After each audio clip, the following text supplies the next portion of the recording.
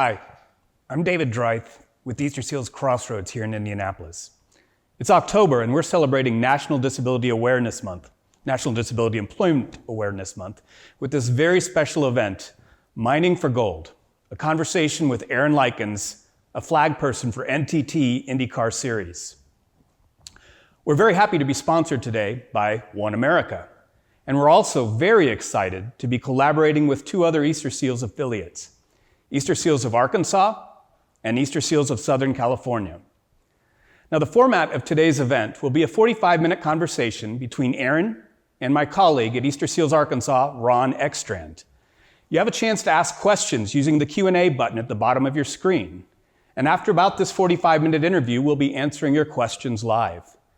Right now, thank you for coming, and sit back and enjoy this very interesting conversation.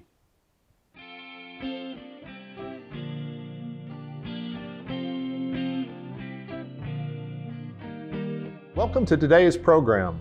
My name is Ron Ekstrand, CEO for Easterseals Arkansas, and I'll be your host and moderator for today's webinar. We are dedicated at Easterseals to help people live, learn, work, and play in their communities. For over 100 years, Easterseals has been the indispensable resource for people and families living with disability, providing them help, hope, and answers. From humble beginnings, it has expanded to 68 affiliates across the U.S. with hundreds of programs and services, each unique to that community's needs. It includes at least 45 affiliates who provide workforce development programs that help people with disabilities find employment and help employers find people with disabilities. Today, Easterseals is changing the way the world defines and views disabilities by making profound, positive differences in people's lives every day. We are bringing you today's program from 3 different Easterseals affiliates to celebrate National Disability Employment Awareness Month. We'll be talking about the road to employment with Aaron Likens and his personal journey, a young man with autism who is an author, Autism Ambassador, public speaker, and most recently, Aaron was named flagman for the NTT IndyCar Series. Let me provide you a little background and context for today's topic. Some statistics from the Center for Disease Control. They estimate over 61 million adults in the United States have a disability. That's 26% of the population, or 1 in 4 people with a disability. Recently, 60 Minutes on October 4th ran a segment on recruiting for talent on the autism spectrum. More companies are discovering the unique skills and potential people with autism and other disabilities offer to them at their workplace. There are some win-win benefits of hiring people with disabilities. A recent study that looked at a number of different studies identified for employers some of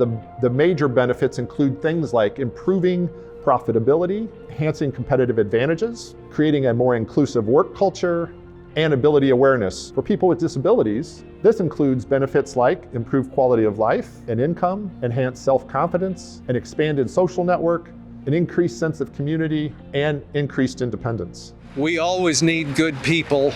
There's always a demand for trained, friendly associates.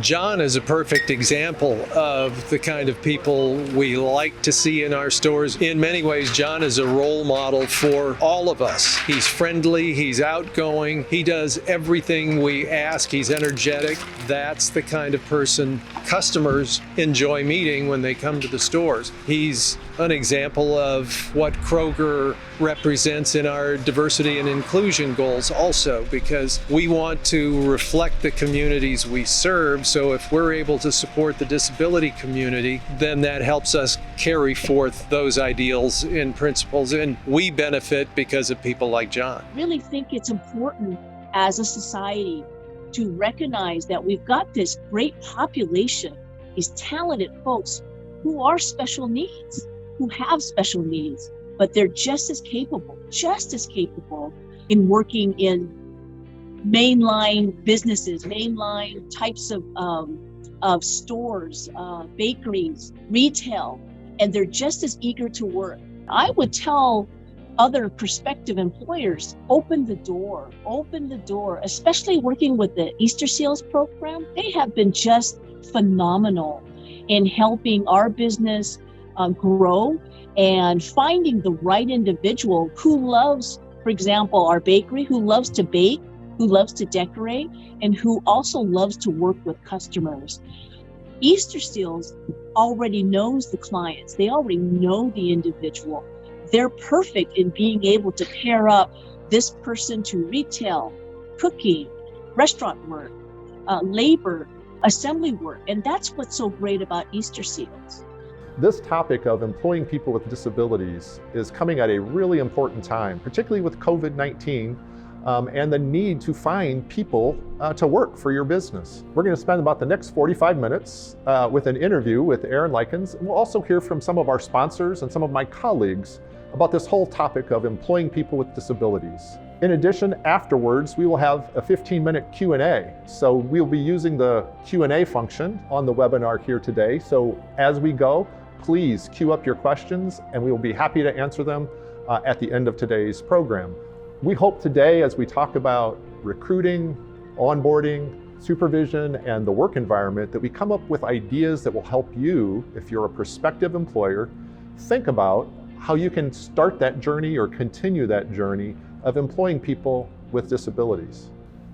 And if you're looking for work and have a disability, we hope that some of the advice that you hear today will help inspire you to have hope, to pursue your dreams. Thank you for tuning in today. I hope you enjoy today's show. Let's get started with Aaron Likens. Aaron, tell me about this most recent job that you have just received working with the IndyCar Series. It's been my dream forever to work with the NTT IndyCar Series, being up in the flag stand.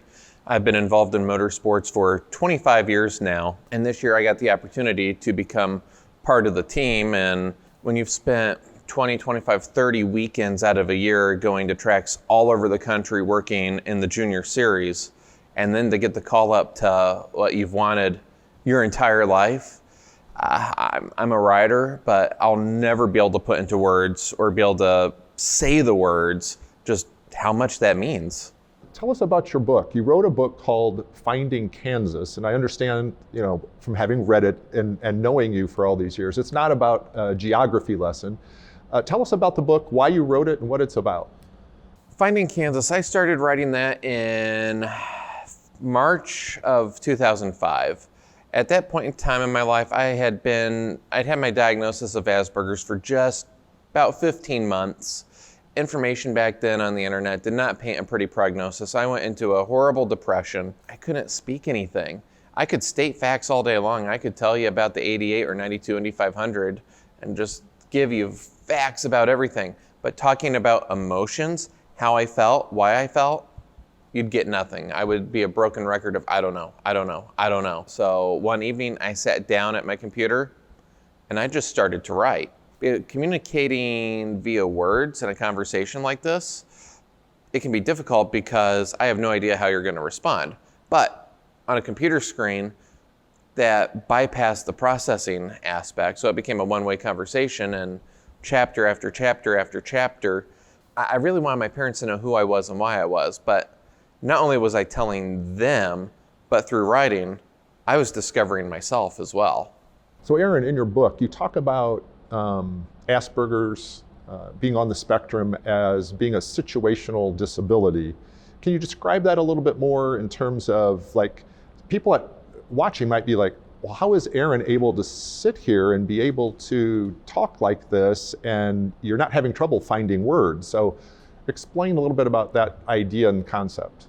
One of the most difficult things I found being on the autism spectrum is exactly that, the situational disability. Where if you're watching this right now, you're thinking, wait, he flags the Indy 500, he's a public speaker, he does all this. What's the challenges? What's the problem? I experienced that in school as well. Some things just came easy to me. I could talk to the teacher all day long. Conversations that have no parameters, no interview where you ask a question, I give a response. You then ask a follow-up, I give a response. Outside the realm of what we're good at, I know I feel completely lost. I am aware that in the right situation, I can soar, I can fly without any problems. One change in the environment and eye contact, forget it. I will do everything I can. I clam up, I will get very closed off, very defensive, a common term used for us on the spectrum is uncomfortable in our own skin. And you will see that. And for teachers, parents, and sometimes employers not understanding how in the right environment we will fly, and you put us in potentially for the right person, an open-ended social situation. And I know myself, my first spot I will find is the corner where probably nobody's gonna come around, so I can avoid that social interaction. Yeah, it's very timely. The conversation we're having about employing people with disabilities, just recently, 60 Minutes ran a segment on employers who are employing people with autism, understanding exactly what you said, the strengths that individuals on the spectrum and other people with disabilities bring to the workplace. We have a number of people watching who are prospective employers, people who are at the beginning of their journey, people who are maybe considering a change. We have mothers and fathers and guardians who are trying to advise. We have special educators who maybe want to help kids. Tell me about your journey and maybe the lessons you learned along the way that you can share with our audience. So really, my first job I ever got paid for was actually for flagging. I was 12, so thinking about insurance now and OSHA laws, there's no way that would have been legal, but I started racing go-karts when I was 12 in St. Louis, and our club flagman was 85 at the time, going colorblind, which when you need to display certain colored flags for conditions, well, we as drivers, we didn't know if the race was going to start with a green flag or a blue flag. So I have sensory issues to getting my hands dirty, so instead of changing the oil on my go-kart, I wandered off to the finish line and handed him the right flags. Next summer, I became the club flagman. I then worked at a bowling alley when I was 16. One of the first things I learned, and it was very confusing for me, was the political dynamic. And I've learned no matter whether it's a bowling alley, no matter where you go, there will be a political dynamic in the workplace. 3 years after that, I worked at a video duplicator, which I enjoyed at first. That job consisted of putting 50 VHS tapes into tape decks, letting the tape duplicate it, take them out, label them, compile the sleeve or boxes they were in, put them in a box to ship, repeat that all day. I enjoyed it at first, and there's other people on the spectrum that do love the sameness, which I did love the sameness of it, but just for me, the lulls in between, if we were duplicating a 2-hour program, just didn't give me anything in the middle. So I wanted a challenge. So from there, I worked at a video game store. Now that was my Kansas video games. My job was to get you, the customer, to buy anything you didn't need and love every minute of it. Because luckily for the chain and luckily for the manager, I love Monopoly. This was just Monopoly. This was trading. I was trying to get the customer to depart with the property, which in this case was money that they no longer needed because I needed to sell whatever it was that I wanted to upsell them. The manager loved it. What the manager didn't love was I had no ability to socialize with him or my coworkers. No customers in the store. I was stationary. The second somebody descended upon my sales layer, I came alive, and it had to be so confusing for my coworkers to see that duality. So the friction got bad there. My coworkers were getting just downright mean towards me. So one day I had enough. I took off my name tag. I said, that's it, I quit. I stormed out. What would have made the work environment easier for you to operate in, sort of in hindsight? What would have allowed them to keep a valuable employee who was doing exceptionally well in sales? Awareness, awareness, awareness. All awareness. And that goes on their part and my part. I wasn't diagnosed yet. What was next in your journey? So next was one of the best months of my life. I became a race car driving instructor for a month in Las Vegas at the age of 20. 1 month after I got back from Vegas is when I got my diagnosis. Starting in 2005 into 2006, I started working very part-time at a go-kart, a part shop, a chassis shop, and that was very beneficial for me. The person that owned the shop, somehow I didn't really have to explain what Asperger's was, but he did a lot of things absolutely right. So I grew a lot in a short amount of time, and then 2009 ended up working for you for a couple months in St. Louis as a consultant, which then led to a few months later becoming a public speaker How many people have you spoken to, and what's the largest audience you've been, and what are some of those audiences? On my journey of the past decade, I've presented to 1,028 live audiences. I'm closing in on 100,000 people spoken to, so when the pandemic ends, it won't be long before I can celebrate 100,000 people in attendance of my audiences. But the audiences have been so varied, and I absolutely love that. It isn't that I'm just always speaking to parents or teachers or university staff, employers, law offices, a lot of law enforcement. I've been to the level of the FBI, and I've also done kindergartners, which I can say, no offense to all the previous audiences I've named, but there is nothing more intimidating than a kindergarten class. They knew their stuff though. They asked some really tough questions. And that's what I've loved seeing the evolution the past decade. We're way past the autism awareness aspect, I believe. We're now really needing to focus on the understanding aspect. People have a general idea, okay, autism exists, but now we need to get to the understanding aspect.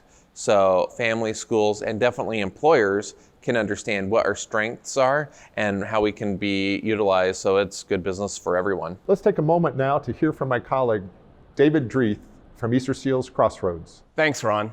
It's been so great today to listen to the conversation with Aaron, and I've learned so much. Easterseals Crossroads is so happy to be a part of this event.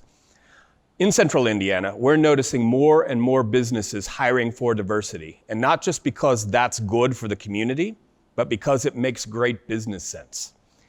People with disabilities in particular bring a unique set of experiences and skills to the workplace. And a lot of that has to do with their overcoming adversity in their own lives. So whether they're able to help you improve your customer experience, or whether they're able to bring new problem-solving skills to your team, it just makes sense. We're hoping this conversation leads to more conversation at your business, and that you're looking at hiring people with disabilities to add to your talent pool. And we at Easterseals are ready to meet you where you're at in that journey as you begin to diversify your workforce. Whether you're just thinking about hiring somebody and wanting to know how to recruit, onboard, and support and retain someone, or you're deep into it and need some consultation on making the work environment better, we at Easterseals are here to help. We're going to talk a little bit about 4 aspects of employment that I think our audience might like to hear your perspective on. We're going to start with recruitment. We're going to talk about onboarding. We're going to talk about supervision, and we're going to talk about workplace environment and culture. So let's start with recruitment. In particular, what have been some of the challenges that you've had with respect to trying to find a job, to network? You know, in an interview, people want you to have eye contact and shake their hand. There's some challenges there for you particularly.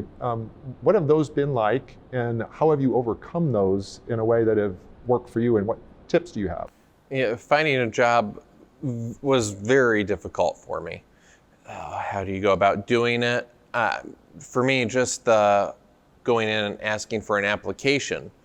Okay, I was thinking, okay, are they going to already be doing the interview process? Will they be angry that I want a application?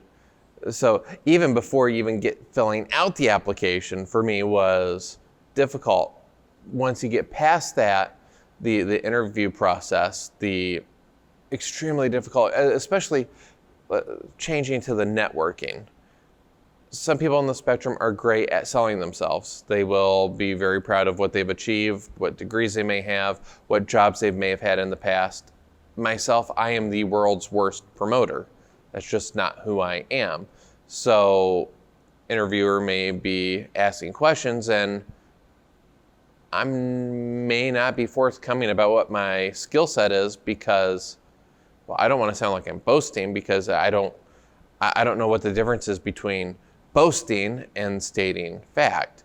I want the job, but I don't want to oversell myself, but then it's going to sound like I don't have any skills because, how do I say so? Coaching on the front end there could be a huge help on what do you say, how do you say it, understanding that you're trying to get the interviewer. It's almost like a as I worked at the video game store, selling things, but it's selling what my skills are to the interviewer, which has always been difficult for me. So in terms of that, would it have been helpful for you to have had some opportunity to do some practice interviews, to know what to expect going into an interview, what kinds of questions you might be asked, someone who maybe could have looked at what your prior experiences were to help you sort of say, oh yeah, I do have management experience. I'm managing a whole racetrack when that question gets asked. Would that have been helpful? Absolutely. I think for myself, a simulated run would have been vital. And not only that, but understanding why are those questions being asked? Because I knew I could do the job, so why don't I just get the job? I want it. It's open. Just give it to me. So understanding where the manager's coming from, it is very hard for myself and a lot of people on the spectrum to understand the other person's point of view, what it's like when the tables, what the interviewer is trying to see in the person across from them. Okay, so let's talk a little bit about onboarding. Now you've gotten the job and the organization is trying to orient you, bring you into the organization based on some of the things that have happened to you in your own experience. What has that been like and what have been some of the challenges and what advice do you have there? My first jobs, I got the job and it was like just going on to a free range ranch.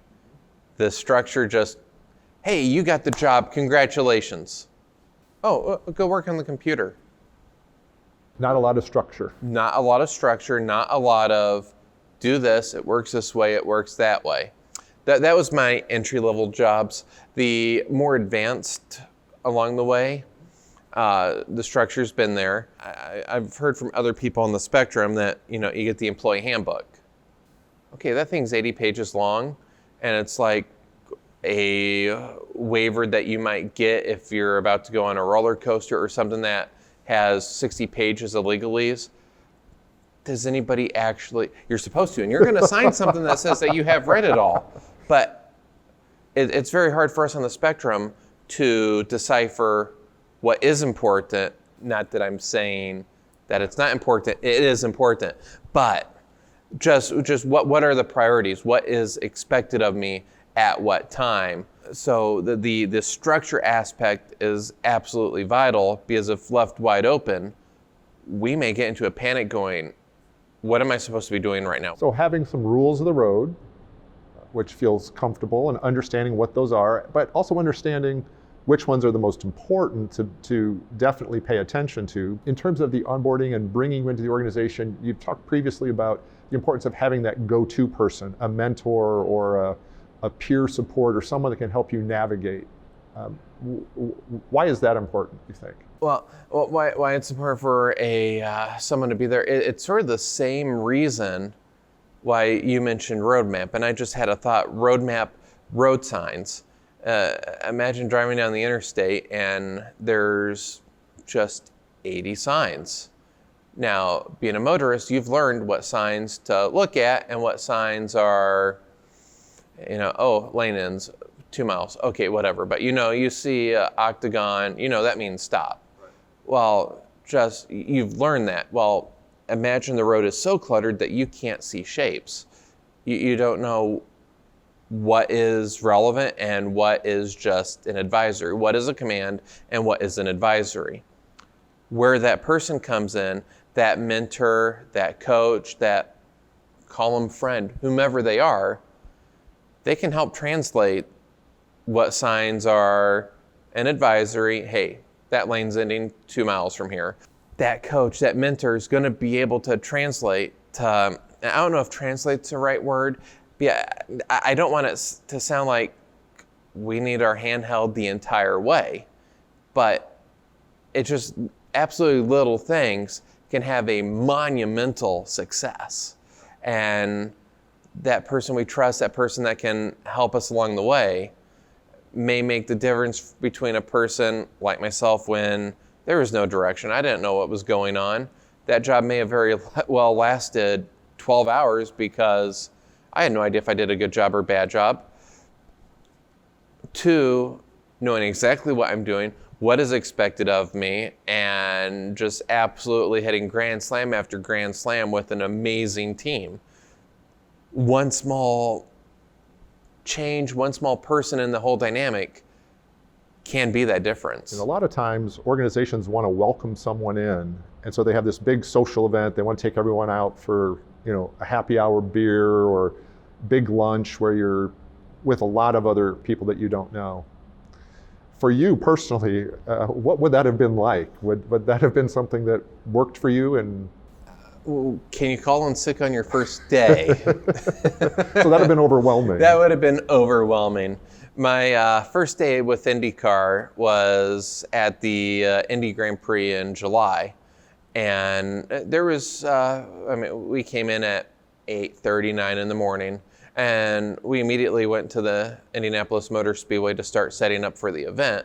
And there was no real orientation. It was, hey, Aaron, this is him, this is, and even with that was not overwhelming, but for me, that was the ideal thing, even though it was slightly uncomfortable. But it took, with COVID this year, our season was condensed into just about 3 months, but each event working with someone one-on-one, that was my introduction.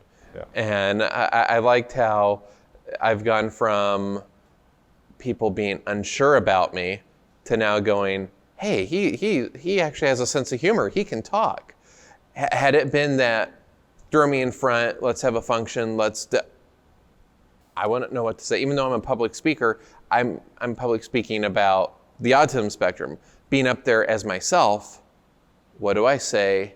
How do I say it? One key point, again, if you've met one person, you've only met one person.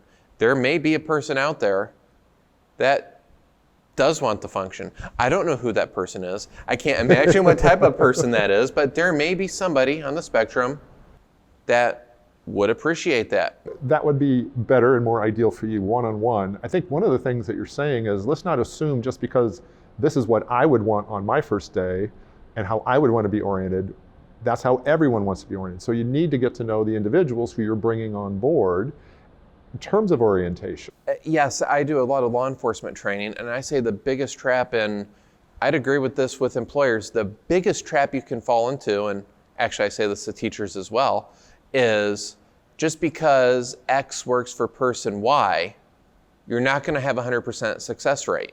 Now, if you understand the parameters of the autism spectrum and can adapt for each person, awesome.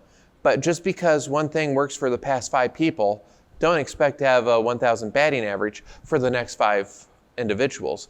Each person's going to be different, and our characteristics can be the same, but there could be some that are going to master the social aspect and can work a room. That's not going to be me, though. So Right. Having that ability to be fluid is going to be critical. Now you've got the job, you've been brought into the organization, and you have to work with your supervisor. Supervision is a big part of working in an organization. Based on your experiences, what have been some lessons learned there about working with someone who is supposed to be your supervisor? What have been some things that have been challenges, and what are advice about how to make that go more effectively for businesses and for people who are working in that kind of a situation? I will start by giving you an answer that will make me sound like not an expert, because that's what the employee and employer may be dealing with. Now, when understood, you can work past this. That's the important thing. I'm not going to say that there's going to be 0 issues, because with any employee, there's going to be a dynamic, there's going to be friction at some point in time. But going back to when I worked at the video game store, I'm 18, so I don't understand the social dynamic, the hierarchy. And a competing chain opened up a store in the same mall that we were in. Now that worried me, because my sale numbers were going to drop. There was a competitor. Now over there, you could reserve a game for just $5. We were still $10. Now at the end of the day, when you picked up the game, it was the same price. But $5 now, or $10 now, people are going to go with the $5. So I told the manager that, and he's like, well, there's nothing we can do. Oh, that wasn't good enough for me. So I got onto our computer, I played around with it, and this was 2001. Email still wasn't quite what it is now. There was no the Google or the Yahoo, but there was a mail thing. So I went to mail, and it said corporate. Ooh, that's nice. And I knew the CEO's name. There was a CEO. Okay, I'm an entry-level minimum wage worker, and now I'm writing, I don't know, it could have been an MBA dissertation type thing. I mean, I laid it all out. I spent 4 hours explaining the psychological logic of why we needed to go down to $5. I sent it. Then I thought, briefly, mind you, maybe I shouldn't have done that. No, we need to make the change. 4 days later, when I come in, the manager had a scowl on his face, and he said, Aaron, I had a 2-hour conversation with corporate. You are never allowed to email the CEO ever again. And oh, by the way, reservations are now $5. So I got the change I wanted, but I had no idea. I mean, I could have talked to the district manager or whomever is above that, or who is ever above that, but I had no understanding the flow chart. Yeah. So if you want something done, just go to the top. I mean, he's the CEO, he can get it done, right? Not that he's wanting to deal with every single, tens of thousands of employees that work there. So understanding that dynamic of the flow chart, that A reports to B, who reports to C, who reports to D, who reports to E. We may circumvent that, not understanding that to the manager, it's going to seem like we're undermining authority. That social dynamic there, and this is why I say I'm not going to sugarcoat this aspect. It is something that can happen. We on the spectrum, we're not trying to have a mutiny. We aren't trying to upheave the dynamic. It's just that we see a problem. We're going to try to make it as good as we can, and we're going to find the first voice, and if that happens to be the CEO's name on the mail list, we may try to find that outlet.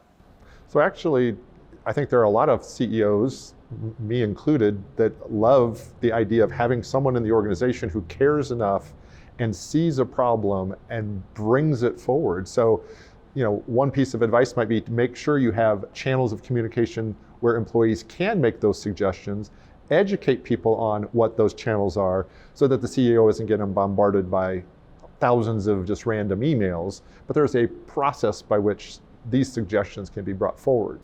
And the process is absolutely correct. So where the people in the middle are not feeling as if, it would have been very easy if, let's say, that had happened 5 years later and maybe I was an assistant store manager. Okay, if I did that, would the manager think I was trying to go after his job? There would be a big challenge for us on the spectrum, of course, as mentioned, is that social dynamic to where we will do something, and if you're not thinking from an autistic spectrum mindset, it may look like we are trying to undermine, like we are trying to work our way up the ladder by backstabbing and slashing when we're just trying to make it as good for everyone. You didn't want to lose any sales. I didn't want to lose any sales. Exactly. I wasn't trying to move up. I wasn't trying to move up to corporate. It was a very innocent thing. A lot of the misunderstandings that happen in the workplace involving someone on the spectrum lies in that type of story that I just told. It's that we're trying to make things just as right as possible.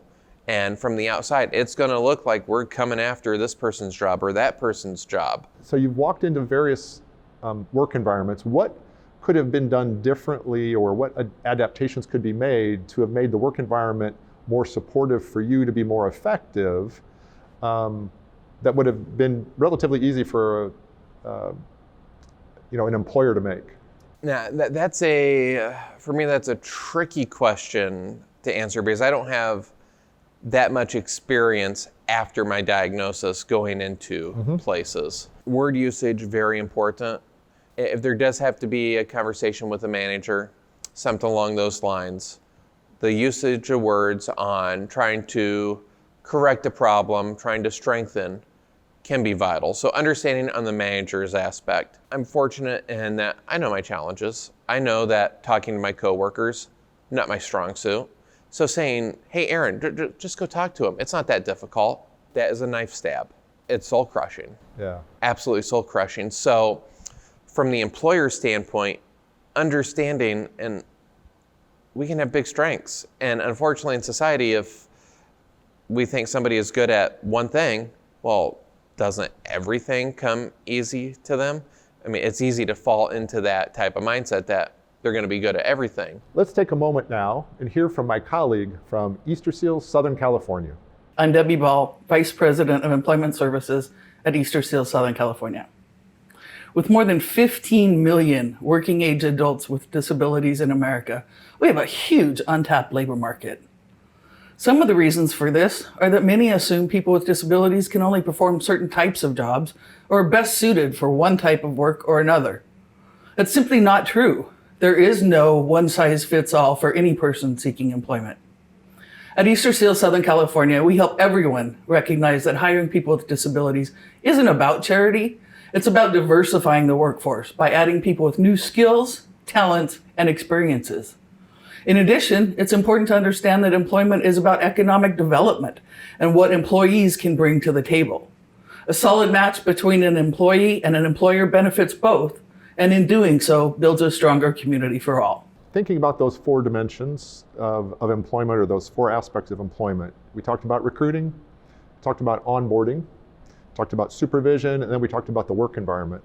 Let's take them one by one and just give us just a recap of your key lessons learned or advice in each category. So thinking about recruiting, what would you most like to reinforce? Potentially looking at the non-traditional interview process. As I said, you can have people with credentials beyond every employer in the country will want them, and they're not going to get through the interview application process. So being able to have someone that potentially can read between the lines of an application and see a diamond where nobody else is seeing because the person just can't get through the interview process. Okay, what about onboarding and orientation? Tell us. Orientation, structure.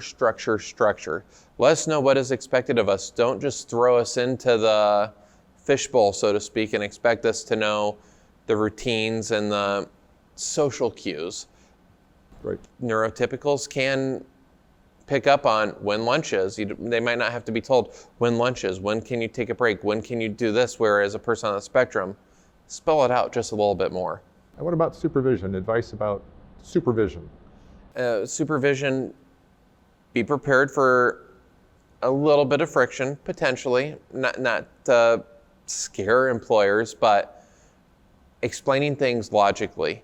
Because I said so, even though from a manager standpoint is an adequate reason why something's done, for a person on the spectrum, we may question that. Why are we doing this? Because I said so. Well, why are you saying so? So just be prepared to give a logical answer. It may take a few extra seconds, but if the answer is satisfactory, we'll go, oh, okay, problem solved. Okay. And what about the work environment? I can chit chat, I can small talk, but it's often while doing a task. For coworkers, it is important to know, and I think each day, each week, each month, each year that's gone on the past decade, it's getting easier for people to not necessarily be able to diagnose me, but go, okay, he's not weird, he's not odd, he's not strange. There's something diverse about him. He's not like me, but under the right circumstances, he can talk, and wow, he does have a sense of humor. So understanding that I'm not going to converse in the traditional manner, the whole water cooler talk, not happening. Chit chat, not happening. But if we're in the midst of a task, there's room to grow, and that's the way I've been my entire life. That's why I've always loved games. I can talk within a game and converse within that. We're still doing the activity, we're still getting the task done, but since I'm focused on this, somehow I'm able to converse just a little bit more. So the culture, don't expect us to chit chat, which unfortunately sometimes for coworkers, they'll take that as we are being aloof or standoffish, snobbish. But I'm hoping as awareness and understanding about the autism spectrum and just everyone in general, disability or not, goes up, that potential friction no longer exists. It's interesting, you've got a number of themes here about the workplace and the environment and this whole process. Being clear about expectations, understanding the rules of the road, having a mentor that can help you navigate, having a supervisor that's going to be supportive and ask questions why instead of jumping to conclusions and help support in that way. And then having an environment where diversity and difference of opinion is valued. Differences doesn't mean, as you said, weird or odd. Embracing that to create a stronger culture with different perspectives. We are all not the same. We all don't have the same strengths. Some jobs people are more suited than others to perform. Finding that talent and putting people in a role where they can succeed is so important. And there's so much talent within the disability community that employers are now recognizing and embracing. So Aaron, as you know, today's program is being produced by Easterseals affiliates, and you've had personal experience with Easterseals. What does Easterseals mean to you, and how have you been connected to Easterseals? That's where I actually got my original diagnosis. From the works that I've seen there, I first discovered the word hope. Seeing a parent training program and seeing a 5-year-old with autism, she had never spoken, and seeing her go through that program and say her first word, I saw hope. That went against everything I believed. Before that point in time, I had these concepts in my brain, but whatever happens first always has to happen, and there was no change. And all of a sudden, I saw change. And the work I've done with them for a decade now, across the country, at different affiliates, to see hope, to hear success stories on employment, whether it is that dream job or just getting that first job, whatever it may be, the betterment of life. The betterment of life, that's about as simple of a sentence as possible, but that's what I've seen. To maximize each person's potential, whatever it may be, whether somebody improves just by one little bit or by leaps and bounds. That never give up mentality, that mentality that everybody can contribute. Everybody's got a shot, everybody's got a chance. Let's give them the best opportunity they can. And what more can you ask for than that? So we're ready for the Q&A process, part of this process. And joining me for Q&A here in studio is Aaron Likens, whom you just heard from. Ron Ekstrand is joining us of Easterseals Arkansas, and Debbie Ball is joining us from Easterseals of Southern California. We got a great question in the Q&A section that I'm going to go ahead and pass along to Aaron. And that has, how can a manager help somebody who's on the spectrum build confidence while they're on the job? Confidence is so important. Going into new places, I know I'm constantly thinking, how am I going to mess up? How am I going to mess up? That's the only thing that goes through my mind.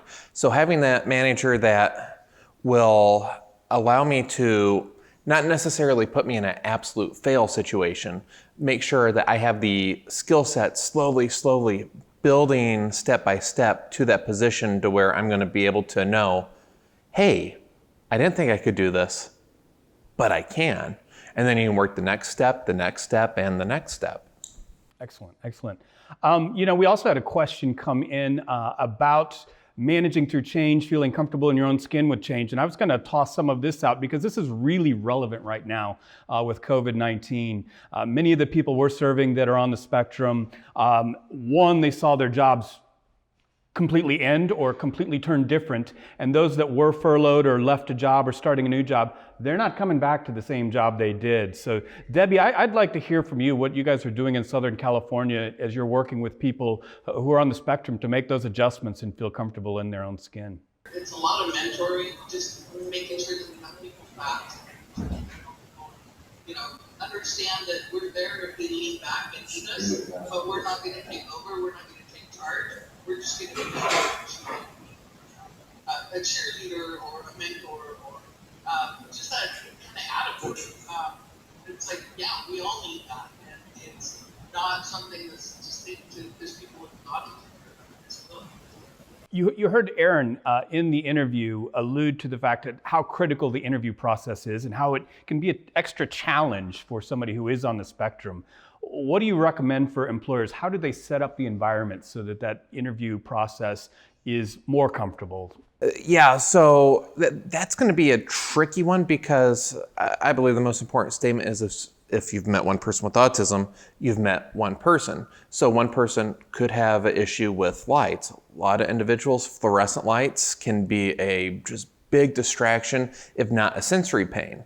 Then you could come across 99 more individuals that don't have that same challenge with sound. Sound can be an issue.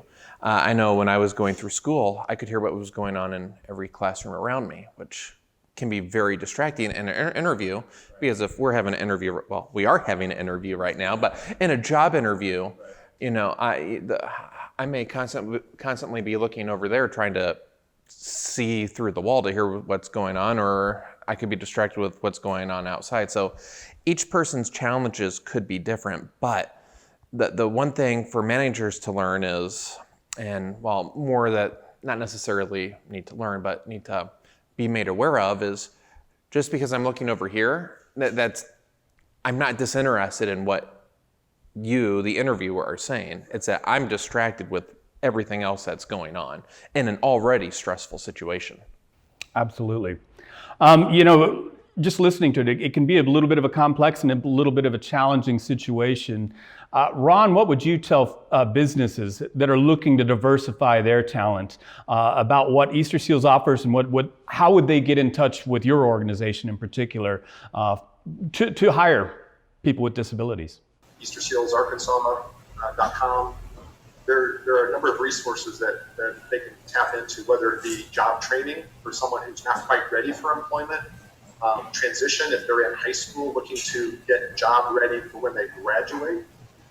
We have job coaching and job placement, so employers or individuals looking to find work can contact us through that and get in touch with the right person. So our website has a number of opportunities there to inquire. They can also send an email to info@eastersealsar.com, and we will follow up with them. Just let us know what it is they're interested in, and we can get them connected. We are looking to form a business council with other employers in the Little Rock and Greater Arkansas region who are interested in employing people with disabilities. So we will be doing a public campaign to find those individuals, those businesses that are interested in hiring, and bringing them together to do some more education and some networking, and even hosting job fairs for them. So those are some things that we have in the works. Yeah, here at Easterseals Crossroads, we've been pretty successful in also, COVID has allowed us to be more creative in delivering services remotely. And our assistive technology services that assist people while they're on the job or with job accommodations. It used to be we had to be on the job site to deliver that service. And we've been pretty successful in being able to hold those consultations. And for somebody on the spectrum, yeah, you might think of a technological application, but it's also working with the technology you have that makes it less challenging for somebody who has a different way of perceiving and using technology. One of the things that I would like to kind of mirror off of what Aaron said about the interview and the onboarding process is just that I think that as employers, we can do so much differently rather than come in and fill out an application, check these boxes, compare it with this digit, and especially online applications. And you'll notice, with us, many of our employers in Southern California that we're really successful with are small businesses, where the person can become part of the family. And it's not just part of this, rat pack, everybody trying to get ahead and taking advantage of each other. But it's also, being able to have someone show their abilities and demonstrate what they're successful at, rather than sit down and articulate through an awkward conversation, like a first date. This is an interesting question that just came in on the Q&A here just a couple of minutes ago, and this is for you, Aaron. It's kind of a tough question. I think I know what your answer is going to be, but do you recommend self-identifying as somebody who is on the spectrum once you're on the job or at any point during the process? I'm going to start by saying that is definitely a personal choice question. Absolutely. For myself, yes. Primarily so if a literal situation came up, I know last weekend, a thing came up, I can't remember exactly what it was, but it happened and I was able to tell the manager, hey, you just got to experience my ass be literalness, which that laugh, that's exactly what I wanted. I mean, I learned, he learned, we could move on. Now, had he not known, it could have been, why did you think that? But since I was open, it allows for when those situations comes up that, hey, this is what happened. Moving on, I'll know now what that means a little bit differently. But for me, I am very open about it, but being a speaker, of course, everybody is going to know I'm on the spectrum, but it can take a lot of guts and bravery to have that first conversation because there has been a stigma for so long. Right. That, oh, if I tell you I have this, how are you gonna take it? Which in the past decade, doing as much speaking as I've had, the tone has definitely changed across the country and people understanding. In the last 10, 15 years, what are the three most exciting developments you've seen with regards to on-the-job interactions or on-the-job opportunities for people on the spectrum? First and foremost, I think from 2000 to 2010, it was awareness. I think we've crossed that hurdle now. We've crossed that ocean. We're now on the segment of understanding.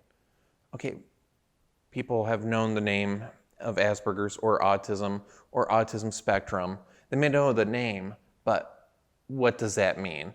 And the big development, I think, is 10 years ago when I would speak to law enforcement or even some doctors. Okay, Asperger's. Could you explain that in a few words? They didn't know what it was.